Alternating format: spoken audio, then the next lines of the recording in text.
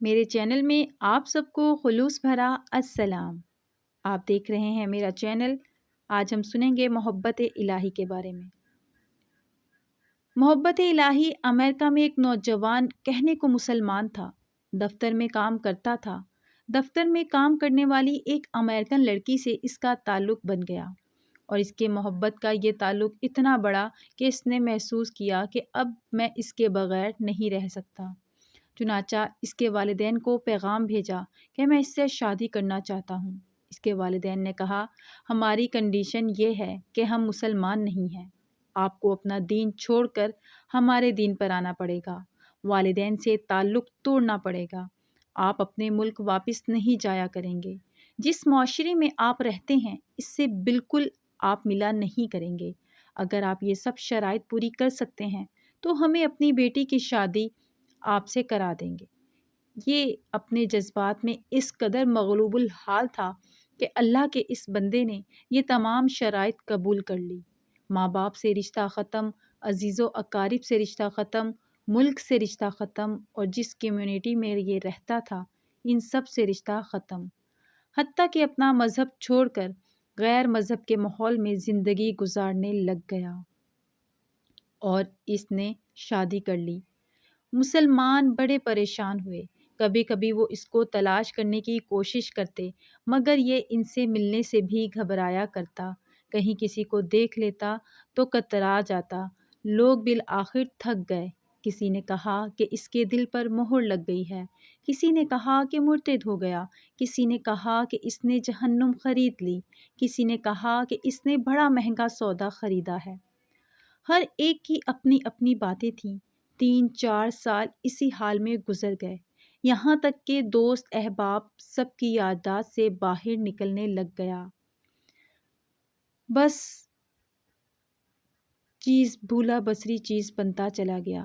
ایک دن امام صاحب نے فجر کی نماز کے لیے جب دروازہ کھولا تو دیکھا کہ یہ نوجوان وضو کر رہا ہے اور مسجد میں نماز کی صف میں بیٹھ گیا۔ امام صاحب بڑے حیران ہو گئے، ان کے لیے یہ چیز بالکل عجیب تھی۔ نماز پڑھی، اس کے بعد اس سے سلام کیا، پھر اس کو لے کر اپنے حجرے میں چلے گئے اور محبت اور پیار سے پوچھا، آج بڑی مدت کے بعد آپ کی زیارت نصیب ہوئی ہے۔ اس وقت اس نے اپنی حالت بتائی کہ میں نے اس لڑکی کی محبت میں اپنا سب کچھ قربان کر دیا تھا، بہت کچھ میں نے اپنا ضائع کر دیا، لیکن جس گھر میں میں رہتا تھا میرے اس گھر میں اللہ کا قرآن رکھا ہوتا تھا۔ میں جب کبھی دیکھتا اس جگہ پر نظر پڑتی تو میں اپنے دل میں سوچتا کہ یہ میرے مولا کا کلام ہے، یہ میرے اللہ کا قرآن پاک ہے اور میرے گھر میں موجود ہے۔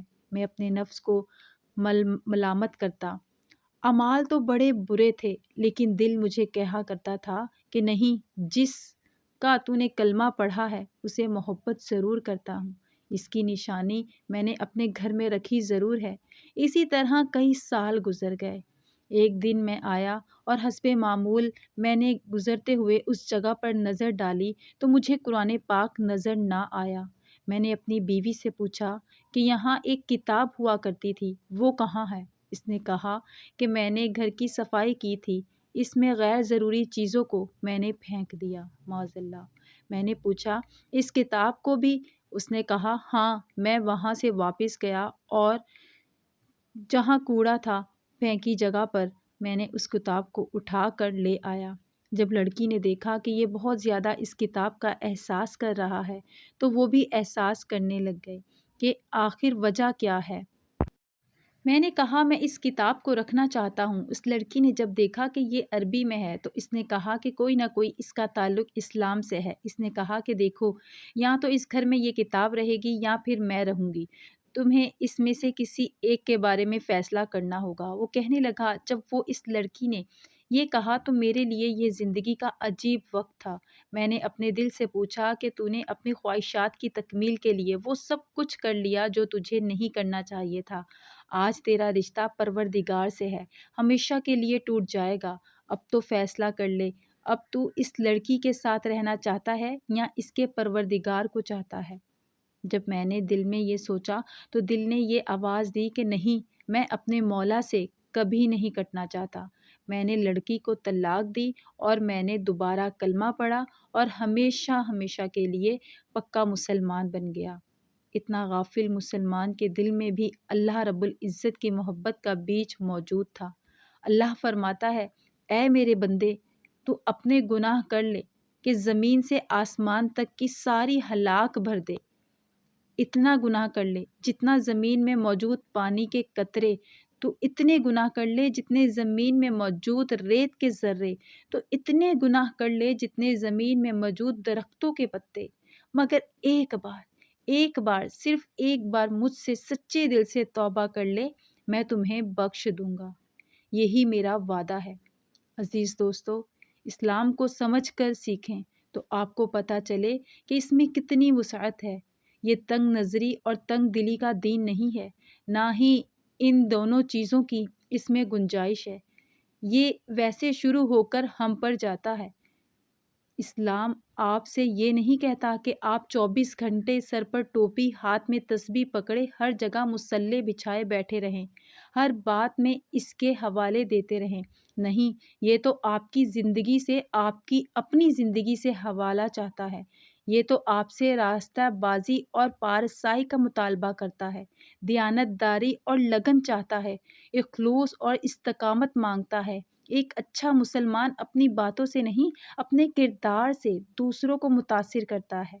میرے پیارے دوستو، اللہ پاک کا ہم پر کتنا بڑا کرم ہے کہ ہم جتنے گناہ کر لیں، جتنی اللہ کی نافرمانی کر لیں، لیکن وہ ہم سے منہ نہیں موڑتا، بلکہ وہ کہتا ہے، اے میرے بندے، اگر تو نے گناہ کر لیا تو کوئی بات نہیں، اگر تو کہیں کھو گیا تو کوئی بات نہیں، اگر تو مجھے بھول گیا تو کوئی بات نہیں، میں تجھے نہیں بھولا، بس ایک مرتبہ میری طرف رجوع کر لے، ایک مرتبہ اس راستے پر چل جو میری طرف آتا ہے، مجھے اپنی عزت کی قسم، میں تیرے سارے گناہوں کو معاف کر دوں گا، تیرے سارے گناہوں کو معاف کر دوں گا یا تجھے بخش دوں گا۔ عزیز دوستو، اللہ الودود ہے، جس کا مطلب ہے اپنے بندوں کو چاہنے والا۔